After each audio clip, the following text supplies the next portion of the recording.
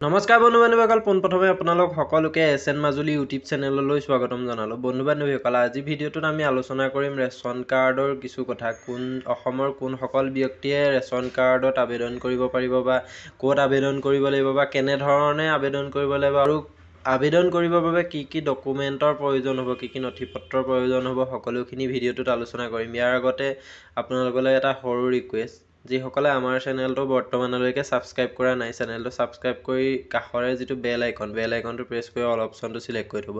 যিহেতু আমি information type ভিডিঅ'বিলাকৰ লগতে চাকৰি সম্বন্ধীয় ভিডিঅ'বিলাক দি আহিবলৈ চেষ্টা কৰি আহিছোঁ, আৰু যেতিয়া আপোনালোকে আমাৰ চেনেলটো ছাবস্ক্ৰাইব কৰি ল'ব, পোনপ্ৰথমে আমাৰ ভিডিঅ'খিনি আপোনালোকে পাব। বন্ধু-বান্ধৱীসকল, পৰিয়াল পৰিচয় পত্ৰ ৰাজহুৱা বিতৰণ ব্যৱস্থাৰ আওতাৰ সামগ্ৰীসমূহ প্ৰাপ্তিৰ বাবে জনসাধাৰণক প্ৰদান কৰা হয়, আৰু এই পৰিয়াল পৰিচয় পত্ৰ 3 প্ৰকাৰ।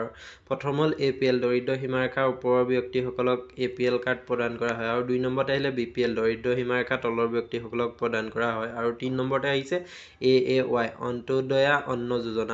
এই তিনিখন ৰেচন কাৰ্ডৰ উপৰিও এম.এম.এ.এছ.ৱাই নামৰ মুখ্যমন্ত্ৰী অন্ন সুৰক্ষা যোজনা নামৰ আন এখন ৰেচন কাৰ্ডো ৰাজ্য চৰকাৰে জনসাধাৰণক প্ৰদান কৰিছিল। কিন্তু ৰাষ্ট্ৰীয় খাদ্য নিৰাপত্তা আইন 2013 প্ৰয়োগ কৰাৰ লগে লগে ৰাজ্যত মাত্ৰ 2 ধৰণৰ ৰেচন কাৰ্ডহে বৈধৰূপে গণ্য কৰা হৈছে।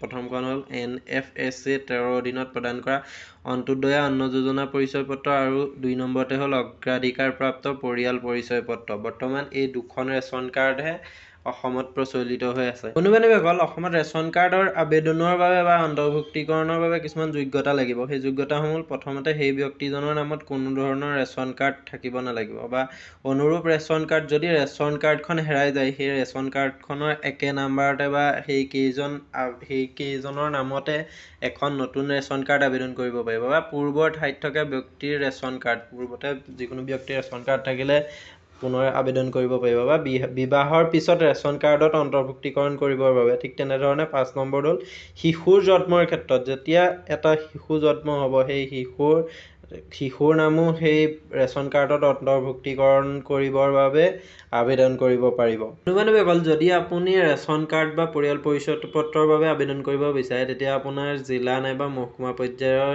সংশ্লিষ্ট খাদ্য, অসামৰিক যোগান আৰু উপভোক্তা পৰিক্ৰমা কৰ্তৃপক্ষলৈ পৰিয়াল পৰিচয় পত্ৰৰ বাবে আবেদন কৰিব লাগিব। বন্ধু-বান্ধৱীসকল, পৰিয়াল পৰিচয় পত্ৰ পাবৰ বাবে কিছুমান প্ৰয়োজনীয় নথি লাগিব। সেই নথিসমূহৰ প্ৰথমটো হ'ল পৰিয়ালৰ সদস্যৰ সবিশেষ, সদস্যসকলৰ নাম লাগিব, বা 10 বছৰ তলৰ ল'ৰা-ছোৱালীৰ জন্মৰ প্ৰমাণ পত্ৰ। ঠিক তেনেধৰণে আবেদনকাৰীৰ নাম সম্বলিত ভোটাৰ তালিকা, আৰু কৰ আদায়ৰ প্ৰপত্ৰ, ৰাজহ আদায়ৰ চালান মানে খাজানা ৰচিদ লাগিব, আৰু লগতে পৰিয়াল পৰিচয় পত্ৰ, আত্মসমৰ্পণ প্ৰমাণ পত্ৰ বা সংশ্লিষ্ট খাদ্য, অসামৰিক যোগান আৰু উপভোক্তা পৰিক্ৰমা কৰ্তৃপক্ষৰ পৰা পূৰ্বৰ ঠাইত পৰিয়াল পৰিচয় পত্ৰ নথকাৰ প্ৰমাণ পত্ৰ ল'ব লাগিব।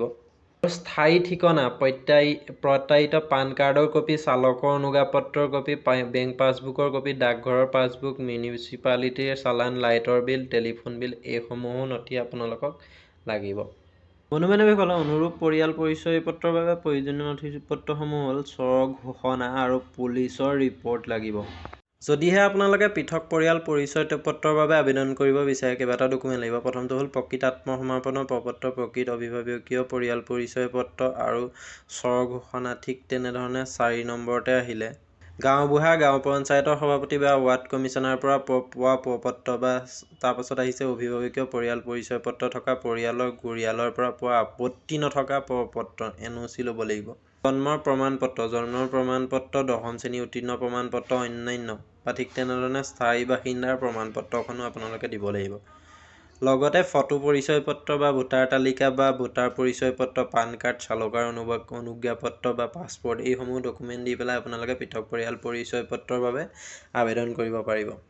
ৰেচন কাৰ্ডৰ পৰা যদি আপোনাৰ নাম আঁতৰাব বিচাৰে বা আত্মসমৰ্পণ কৰিব বিচাৰে, তেতিয়া আৰু কিছুমান ডকুমেণ্ট লাগিব। তাৰ বাবে প্ৰকৃত পৰিয়াল যিখন ৰেচন কাৰ্ড সেইখন লাগিব, আৰু স্থায়ী বাসিন্দাৰ প্ৰমাণ পত্ৰ লাগিব। স্থায়ী বাসিন্দাৰ প্ৰমাণ পত্ৰসমূহ আপোনালোকে ভোটাৰ তালিকা বা পৰিচয় পত্ৰ দিব পাৰে, বা পান কাৰ্ড দিব পাৰে, বা চালকৰ অনুজ্ঞাপত্ৰ দিব পাৰে, বা যদি পাছপৰ্ট থাকে আপোনাৰ হাতত পাছপৰ্টো দিব পাৰিব। ঠিক তেনেধৰণে জন্মৰ প্ৰমাণ পত্ৰ দিব পাৰে, বা জন্মৰ প্ৰমাণ পত্ৰৰ লগতে 10ম শ্ৰেণী উত্তীৰ্ণ প্ৰমাণ পত্ৰও দিব পাৰে, আৰু প্ৰকৃত আত্মসমৰ্পণৰ পত্ৰও দিব লাগিব। লগতে মৃত্যু যদি হয়, মৃত্যুৰ প্ৰমাণপত্ৰও দিব লাগিব যিজন ব্যক্তিৰ নাম ডিলিট কৰিব বা বন্ধু-বান্ধৱীসকল ৰেচন কাৰ্ডৰ যিজন মূল ব্যক্তিজন সেইজনৰ নামো সলনি কৰিব পাৰে তাৰ বাবে প্ৰকৃত পৰিয়াল পৰিচয় পত্ৰখন লাগিব ৰেচন কাৰ্ডখন লাগিব বা লগতে মৃত্যুৰ প্ৰমাণপত্ৰ যিজন মূল ব্যক্তিজন মৃত্যু হ'লে বা আপত্তিবিহীন প্ৰমাণপত্ৰও দিব লাগিব শিশুৰ পৰা প্ৰাপ্তবয়স্কলৈ সলনি কৰে তেতিয়া প্ৰকৃত পৰিয়াল পত্ৰখনৰ লগতে জন্মৰ প্ৰমাণপত্ৰ আৰু 10ম শ্ৰেণীৰ প্ৰমাণপত্ৰ দিব পাৰে সেই দুখন ডকুমেণ্ট দি পেলাই শিশুৰ পৰা